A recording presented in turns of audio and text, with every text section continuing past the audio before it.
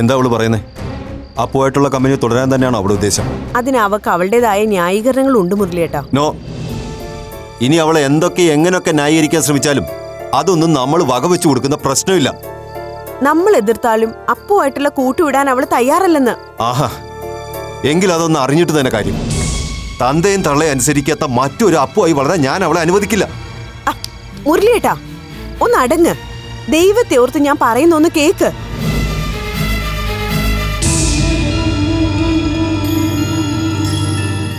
ഇപ്പൊ തല്ലാനും ശാസിക്കാനൊക്കെ പോയാ അവളുടെ വാശിയും ദേഷ്യമൊക്കെ കൂടുകയുള്ളൂ. അവളുടെ മനസ്സൊന്ന് ശാന്തമാവട്ടെ ആദ്യം. എന്നിട്ട് നമുക്ക് രണ്ടുപേർക്കും കൂടി അവളെ സാവധാനം കാര്യങ്ങൾ പറഞ്ഞ് മനസ്സിലാക്കാം. എന്റെ മുരളിയേട്ടാ, അതാ നല്ലത്.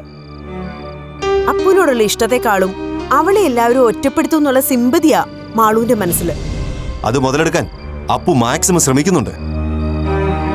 അതിന് വിപിയുടെയും ഗീതയുടെയും സൈലന്റ് സപ്പോർട്ടും. ചീത്തപ്പേരും നാണക്കേടും അവർക്ക് മാത്രമല്ലല്ലോ ഒന്ന് ആശ്വസിക്കാനാ. അതിനുള്ള സൂത്രപ്പണിയായത്. അതൊന്നും നമ്മുടെ മോക്ക് മനസ്സിലാവില്ല എന്ന് വെച്ചാ എന്താ ചെയ്യാ? മാളുവല്ലാതെ മാറിപ്പോയിരിക്കുന്നു മുരളിയേട്ടാ. ഇതുവരെ അവള് നമ്മളോട് ഇങ്ങനെയൊന്നും സംസാരിച്ചിട്ടില്ല. അവളിപ്പോ കാണിക്കുന്ന ഈ ധൈര്യമാണ് എന്നെ വല്ലാതെ ഭയപ്പെടുത്തുന്നത്. അമ്മ പറഞ്ഞതുപോലെ ഉടനെ എന്തെങ്കിലും ചെയ്തേ പറ്റൂ അശ്വതി. വീട് തൽക്കാലം വിൽക്കാൻ പറ്റിയില്ലെങ്കിൽ ആർക്കെങ്കിലും റെന്റിന് കൊടുത്തിട്ട് നമുക്ക് വേറെ ഏതെങ്കിലും സ്ഥലത്തേക്ക് മാറാം. അതാവും നല്ലത്. ഈ വീട് മാറിയിട്ട് മാത്രം എന്താ കാര്യം? പിള്ളേര് കോളേജിൽ ഒരുമിച്ചല്ലേ? കാണലും കൂടലും ഒക്കെ അവിടെ വെച്ചു ആവാലോ. മാളുവിനെ തൽക്കാലം കോളേജിലേക്ക് വിടണ്ടാന്ന് വെക്കുക. ഹാ, അതെങ്ങനെ ശരിയാവും? അവളുടെ പഠിത്തത്തെ ബാധിക്കില്ലേ? പഠിത്തം പോയാലും വേണ്ടില്ല, മനുഷ്യന്റെ മാനം പോവാതിരിക്കുമല്ലോ. അല്ലെങ്കിൽ തന്നെ കോളേജിൽ ഇപ്പോഴേ രണ്ടിനെക്കുറിച്ചും വൃത്തികെട്ട കഥകളൊക്കെ പരന്നു തുടങ്ങി. അവളായിട്ടെല്ലാം പരസ്യമാക്കിയ സ്ഥിതിക്ക് ഇനി കേൾക്കുന്നവരും അറിയുന്നവരും എല്ലാം അത് സത്യമാണെന്ന് വിശ്വസിക്കൂ. ഓരോന്ന് ആലോചിച്ചിട്ട് എനിക്ക് ഭ്രാന്ത് പിടിക്കുക അശ്വതി. ഈ നശിച്ച നാട്ടിൽ നിന്നും എവിടേക്കെങ്കിലും ഒന്ന് ഓടി രക്ഷപ്പെട്ടാൽ മതിയായിരുന്നു.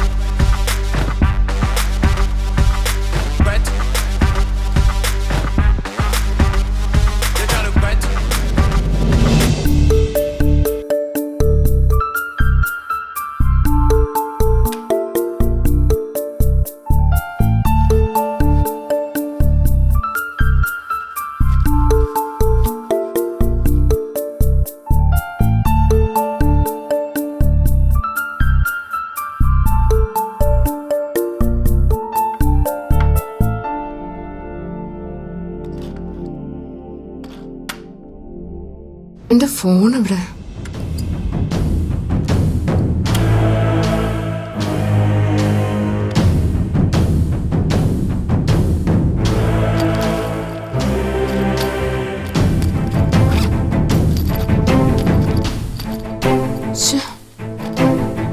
എവിടെ പോയി?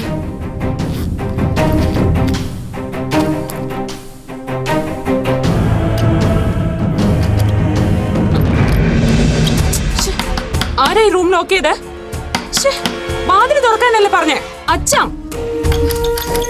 അമ്മേ, തുറക്കാനാ പറഞ്ഞേ. എനിക്ക് കോളേജിൽ പോണം, ഇല്ലെങ്കിൽ ഞാൻ ചവിട്ടി പൊളിക്കും. അച്ഛ, ഇത് ഭയങ്കര ബോറാണ് കേട്ടോ. മര്യാദക്ക് തുറക്കാനാ പറഞ്ഞേ. അച്ഛാ, വാതില് തുറക്ക്. മര്യാദക്ക് ഇത് തുറക്കാൻ. അമ്മേ, അച്ഛ തുറക്കോ. അച്ഛാ, എനിക്ക് കോളേജിൽ പോണം. അച്ഛാ, അമ്മ തുറക്കാൻ. വാതില് തുറക്ക്.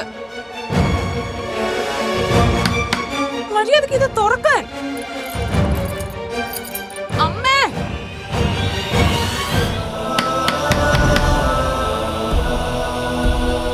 അച്ഛ തുറക്കോ. അച്ഛ, എനിക്ക്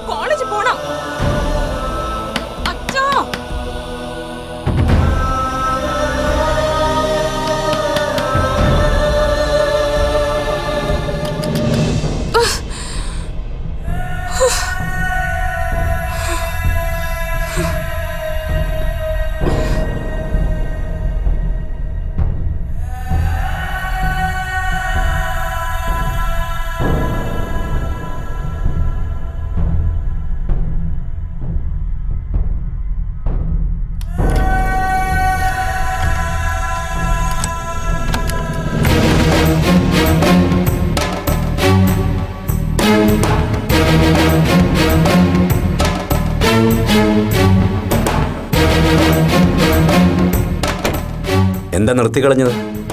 ക്ഷീണിച്ചോ എത്ര വേഗം? എന്തിനാ റൂം ലോക്ക് ചെയ്ത്? മനസ്സിലായില്ലേ? നീ ഇവിടുന്ന് പുറത്തു പോകാതിരിക്കാൻ വേണ്ടി തന്നെയാ ഇത് ചെയ്തത്. കാരണം എന്റെ മകളൊരു സോഷ്യൽ ന്യൂസൻസ് ആണെന്ന് എനിക്ക് ബോധ്യമായി. അതുകൊണ്ട് മറ്റുള്ളവരുടെ സ്വസ്ഥതയ്ക്കും സമാധാനത്തിനും വേണ്ടി ഞാനിത് ചെയ്യുന്നു, സന്തോഷത്തോടെ. ഇനി നീ എത്ര തട്ടി വിളിച്ചാലും തല്ലി പൊളിച്ചാലും നിന്റെ ഇഷ്ടങ്ങൾക്ക് വേണ്ടി ഈ വാതിലിനി തുറക്കില്ല. അപ്പോൾ സമയാസമയങ്ങളിൽ ഭക്ഷണവും മറ്റെല്ലാം ഞാൻ കൊണ്ടുവരും. അതിനല്ലാതെ ഈ വാതിലിനി തുറക്കില്ല. പോലീസിനെ അറിയിക്കാനോ ഫ്രണ്ട്സിനെ വിളിച്ച് വിവരം പറയാനൊന്നും നിൽക്കണ്ട. നിന്റെ മൊബൈൽ എൻ്റെ കയ്യിലാ. നിനക്ക് ഇഷ്ടമുള്ളതൊക്കെ ചെയ്യാം. സിനിമ കാണാം, മ്യൂസിക് ആസ്വദിക്കാം, ആണായിട്ട് ജീവിക്കാം. എല്ലാം മടുത്തെന്ന് തോന്നുമ്പോൾ വേണമെങ്കിൽ ആത്മഹത്യ ചെയ്യാം. അങ്ങനെ എല്ലാറ്റിനുമുള്ള സ്വാതന്ത്ര്യമുണ്ട്.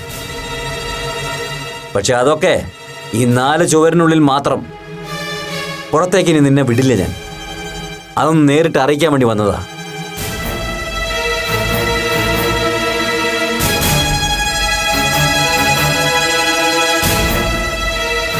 ക്ഷീണം മാറിയെങ്കിൽ ബഹളം തുടരാം. പക്ഷെ ആ ബഹളവും മറ്റുള്ളവർക്ക് സഹിക്കാവുന്നതിനപ്പുറമായാൽ അത് ഇല്ലാതാക്കാനുള്ള വഴിയും ഞാൻ നോക്കും. വേണ്ടി വന്നാൽ ചങ്ങലക്കിടും നിന്നെ.